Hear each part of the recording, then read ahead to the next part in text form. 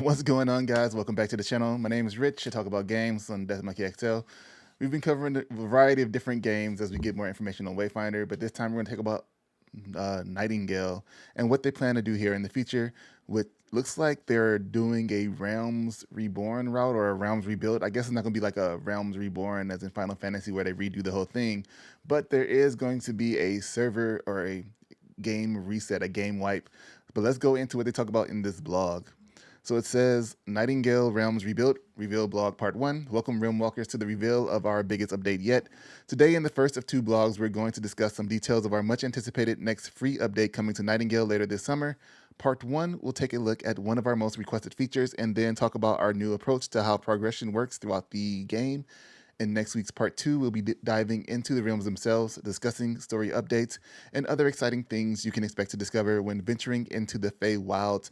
Let's have a look at what's coming. And if you're interested in part 2, make sure you subscribe to the channel and turn on notifications, all that stuff. I'll have the video out about that.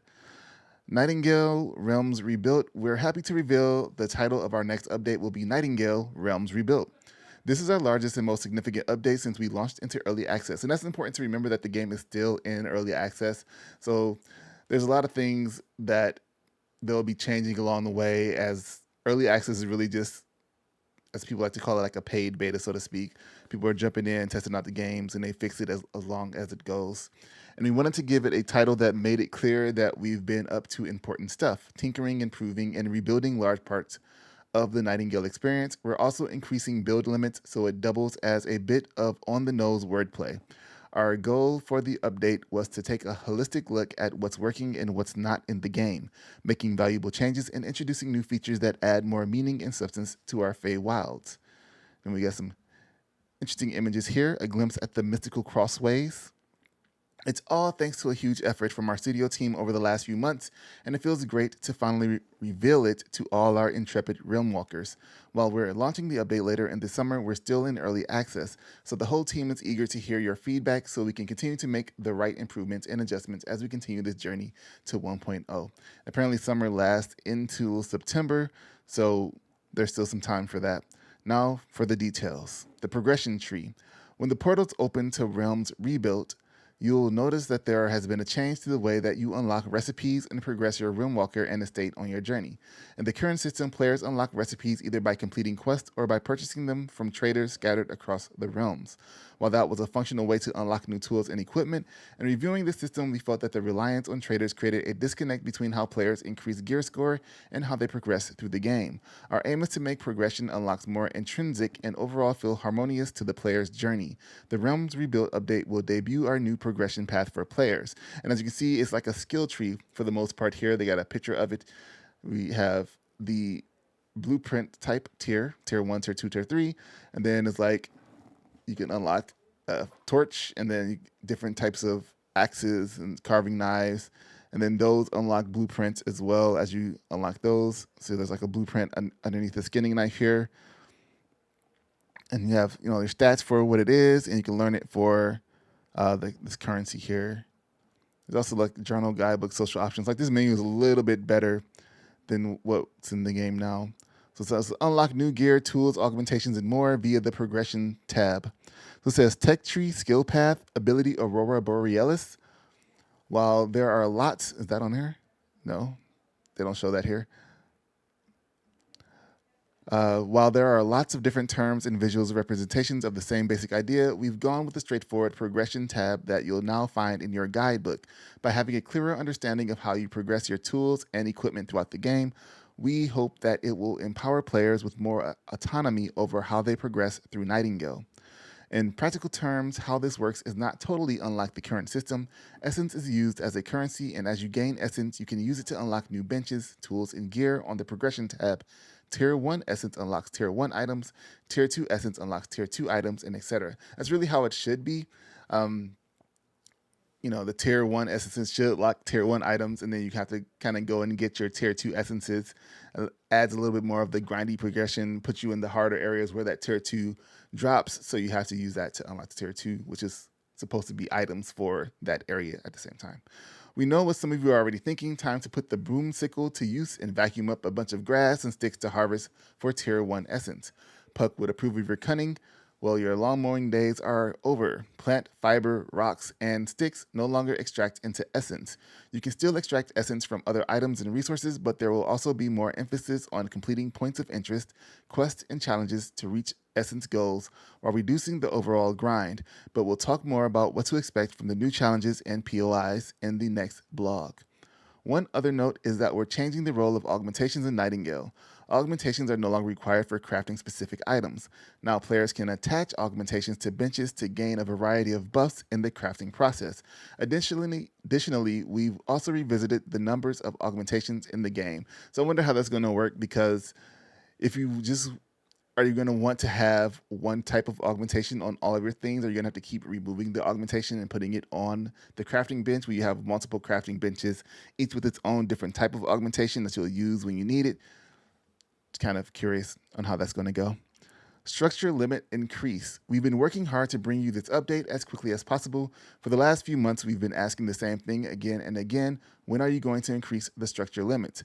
That moment is just around the corner, as the Realms Rebuilt update not only brings along a bunch of changes and new content, but also marks the inclusion of this much requested expansion. We're now simplifying the system to 2 limits instead of 3. The first limit is how many individual pieces you can have in a structure. This has been increased to more than triple what it is right now. The second is a realm-wide weight limit that includes both building pieces and freestanding structures like workbenches. If a player approaches the new limit, a UI indicator will appear. You also have an option to display this information at all times. So that is pretty good. It's been increased to triple than what it is right now. And then there's a weight limit, a realm-wide weight limit that includes both building pieces and freestanding structures.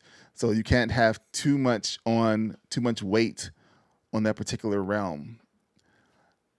And one of the things that I did want was a weight limit. Like, it did kind of tell you, but the weight limit I thought was really important for the game. Having a realm wide one is pretty interesting, though. I wonder if just people were having too much stuff gathered into one area and it was causing a lot of instability in that area.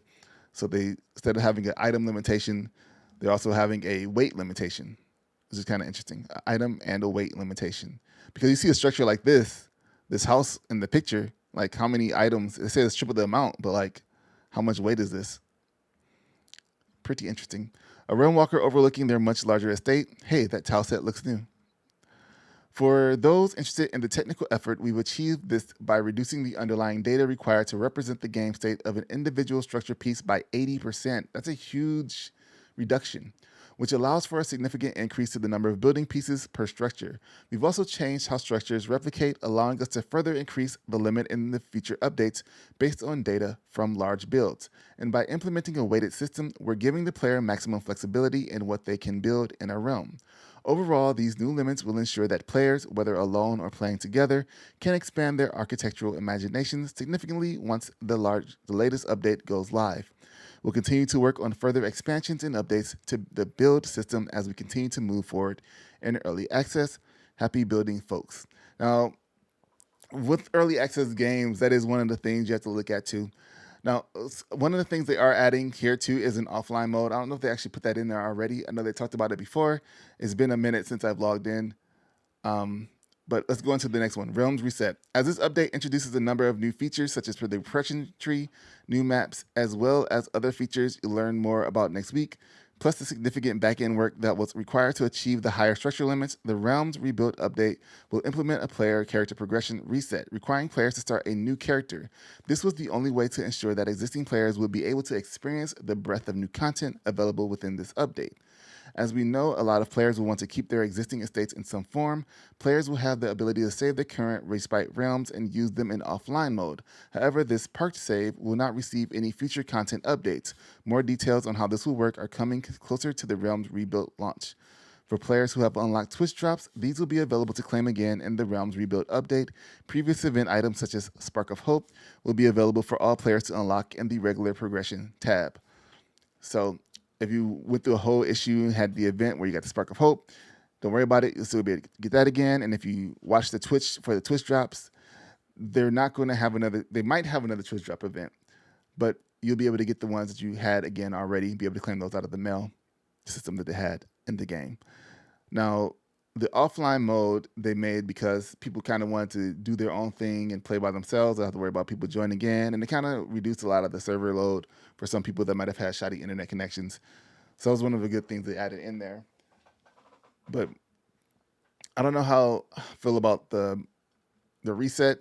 I like to say it's needed. They want people to experience and go through all the new stuff they put in the game over again. I'm sure if they try to keep everybody with everything they had once before, it would break a lot of stuff because of how the whole system changed with being able to buy the recipes and all that good stuff. So to start everybody over, have everybody start from the beginning with nothing, play through all the new systems and how that works, and give their feedback on that so they can make more changes to what the new content is one of the main reasons I feel like this reset is happening. Now, to do say a Regency tile set, we couldn't make the change to build items without giving Rimwalkers something new to play with, introducing the Regency tile set. This elegant design finds its roots in 18th century Georgian architectural fashion with a dash of Italian inspiration, all very befitting any Rimwalker looking to bring a bit more nobility to their estate. Take a look. The stones. But like here it is right here. So this is pretty cool. It does really feel out of place sometimes in the world because you're out here in the middle of the woods with this cool mansion by itself. But it's still cool to be able to build structures such as those. This is a crazy build right here with the arches and the pillars going around up top. I wonder what they have up there in the top. What better way to celebrate the new build limits with a new fancy tile set? Weapons and magic. We know that Realmwalkers relish the opportunity to wield more might and magic as they brave the perilous unknown of the Fey Wilds, so we're delighted to bring you fresh additions to our expanding range of tools and spells. Firstly, any survival game worth its wazna has a bow and arrow strapped across its shoulders. It's the familiar starter weapon of many a survivalist, and we're excited to be introducing this deadly primitive combo to our Realmwalker arsenal. Find the bow and arrow in your abeyance. More on that next week. And take aim. It's an exciting time for any hunters in our community and a terrible time to be a deer in the Fey Wilds. This bows look actually really nice. Concept art of the Mystic Shortbow and Longbow upgrades. Shortbows and longbows are available across different tiers. If you're looking for a little more firepower, a whole bunch of weapons have had additional tier upgrades added. Dauntless Slingbow Lancaster Pistol, or Lancaster, depending on where you're from, Winchester Rifle, Mystic Slingbow Double Barrel Shotgun, Blunderbuss Shotgun, Lancaster Pistol, Revolver Pistol, Bolt Rifle, Lever Rifle, or Lever Rifle, depending on where you're from. Each one of the above is a completely new weapon model and design, creating more distinct aesthetics and expanding the range of weapons with a huge amount of diversity. A big shout out to the design and art teams for all their amazing work. So yeah, the intricacy of the detail is really crazy. Like here, if this is how the gun is going to look in the game with all this, what is it called, like fillery or something like that on the back here, that's going to be sweet. Especially with the models in game. And here's your mystic guns here. So I wonder if this is actually like something moving. Dauntless and Mystic Weapon concept art. And that's not all. We'll also be introducing the new refined revolver, previously called Colt Pistol, which you can see it in action below. Well, I can't really see it in action, but I can see it. So here it is right here, looking pretty good. Unless there's a video down here, we can see. We also got a couple of new spells magicking their way into Realmwalker hands. Immolation, a powerful fireball that can be launched at enemies, setting them on fire. And Fion's Wrath. We're not going to make this sound fancy. You're going to be hitting bound with fish missiles. Fish missiles. How's that going to look? It's going to be like carps or little like sardines or something. Tuna. Reawaken the Ancient Crossways. Realms Rebuilt is our 0.5 update, and it's taken a little longer to cook than usual. This is due to the scope of the update, which includes a lot of new features and adjustments to some of the fundamentals of the gameplay experience. But wait, what happened to 0.4? We hear you ask. Well, the 0.4 update ended up being rolled into the larger update of 0.5, so we've jumped straight to 0.5 to keep our internal milestones aligned with our external naming. A look at one of the newest sites of power. That's pretty crazy. But the good news is that the wait is almost over, and it won't be long before you'll be able to jump through a portal into the update we've been working so hard to bring you. Next week, we'll be back with more information on what you can expect in Realms Rebuilt, including new ways to experience the realms, creatures, points of interest, and more. We hope you've enjoyed this first taste of what's coming in Realms Rebuilt, and we look forward to seeing your new adventures in the Feywilds. Until next time, fare thee well, Traveler, the Nightingale team. So, a lot of stuff is changing here in Nightingale. They're doing a whole reset on all of the servers, but if you have offline mode, it looks like that won't be messed with. It'll just be the online stuff, but at the same time, your offline mode won't get the updates that the online mode gets going forward in the future. So I'm not sure what they plan to do with that as it goes forward, because you would think if you're playing in offline mode that you would want the updates. So maybe they're going to do it once it launches and catch up everything in the offline mode, or else you're just really playing with two separate games. So we'll have to see what that looks like here. Hopefully we'll talk more about it in part 2, but thank you guys for watching this one. Let me know your thoughts in the comments on the Nightingale reset and the changes they're making and what changes you think should be in the game. Like I said, it's been quite a bit, probably around the first time it came out, since I jumped in to Nightingale. I always liked the skyline. I thought it had a really good skybox of the game. And a lot of the building concepts and stuff are really good. I think what happened was the time that I had to play around that time was very limited. And like people were just like flying through the content that was available. I just felt kind of left behind. Like when you get to the higher stuff, the higher difficulty stuff, where you had to fight like the bosses in the social area, those people were just like running through. I watched some people stream it. They were like running through it, not even grabbing stuff, just like running through. And I was like, dang, I can't even keep up with that. And it kind of like discouraged me from jumping in. But let me know what your thoughts are here. And I'll see you guys in the next video. If it's for Nightingale or something else, hope you guys come back. Until then, peace.